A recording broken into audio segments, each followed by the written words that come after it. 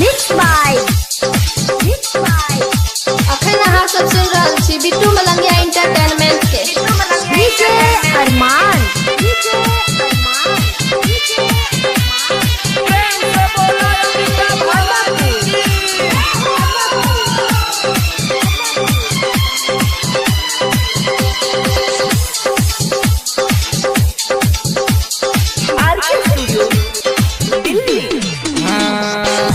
दुर्गा पूजा देखे चलू भौजी है ये रस्ते रस्ते ये भौजी रस्ते रस्ते ये दुर्गा पूजा देखे चलू भौजी है ये रस्ते रस्ते ये भौजी रस्ते रस्ते लागल ये रस्ते में भीड़ ये मैया लंगे है जरूरी एना न कूदत भौजी आगे पीछे देखे चलू रस्ते रस्ते।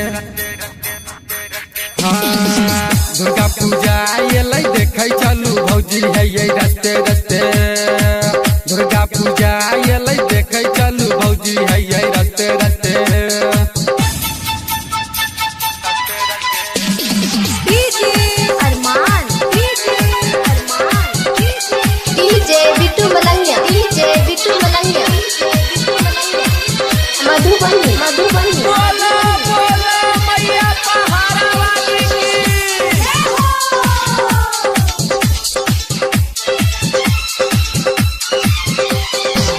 महिमा माई के पक्का नहीं मारू ये ना धक्का सोचल सपना मैया रानी को देते यही पक्का। हाँ महिमा माई के पक्का नहीं मारू ये ना धक्का सोचल सपना मैया रानी को देते यही पक्का। जल करई छी लोरिए दर्शन हेतै भोरे भोरिए संगे चलू ये हमरा भौजी के साथे रस्ते रस्ते। हाँ एले दुर्गा पूजा देखे चलू भौजी है ये रस्ते रस्ते ये भौजी रस्ते रस्ते एले दुर्गा पूजा देखे चलू भौजी है ये रस्ते रस्ते ये भौजी रस्ते रस्ते। डीजे बिट्टू मलंगिया मधुबनी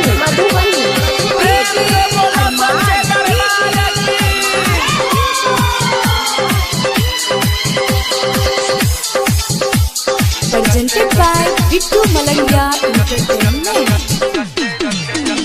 माई का महिमा भारी सब जाय छै नारा नारी चालू ये मिलके आरती कर माई के दुआरी। हाँ माई का महिमा भारी सब जाय छै नारा नारी चालू ये मिलके आरती कर माई के दुआरी। राइटर मन जतै संगिए पर कसर छै उमंगिए भरत दीवाना का साथ चलू एक साथे रस्ते रस्ते।